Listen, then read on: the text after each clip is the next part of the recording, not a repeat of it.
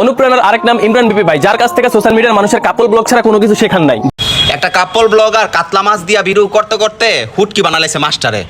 না ভাই, কন্ট্রোভার্সিটির কিছু গন্ধ পাইতেছি। যেখানে বিডি ইমরান এগুলা ছিল সবচাইতে জোড়ায় জোড়া, এখন বলে নাকি এদেরকে কাপড় ব্লগ শিখাইছে বিডি ইমরানে। তাহলে কি লিঙ্কের যে ব্যবসাটা, লিঙ্ক যেটা বাইরে হয়েছে, তাহলে ওর কারণেই বাইরে হয়েছে। আর আমি দেখছি সবচাইতে লিঙ্ক এটা নিয়ে সবচাইতে বেশি ফাড়াফাড়ি আর ঘষাঘষি সবকিছুই করছে এই বিডি ইমরান নামে যে সেলিম দোকান না বিটটা আছে না, ওইটাই। বাইরে ভাবতাম ভালো, তাই করতাম ফলো, আসলে ভাইয়ের মনটা ছিল কালো। বিডি ইমরান আর এই দুইটারে কোনো নিজস্ব কোনো কন্টেন্ট নেই। একটা তো ভাইরাল হয়েছে নিজের তবলা, আর ওরা তো বলে কি বোয়াল মাছ না ইলিশ মাছ ওইগুলা দিয়ে, আর এটা মাছ দিয়া ভিডিও করতে করতে হুটকি বানালাইছে মাস্টারে। ভাইরাল হয়েছে তো মানে সেলিম একদম একটা দিয়ে, আর লোকদের বলাই দুই চারটা সেলিব্রিটি নেই ভাইরাল হয়েছে, তো নিজস্ব কোনো প্রতিভা বা কিছু দিয়ে এরা বাইরে হতে পারে নাই।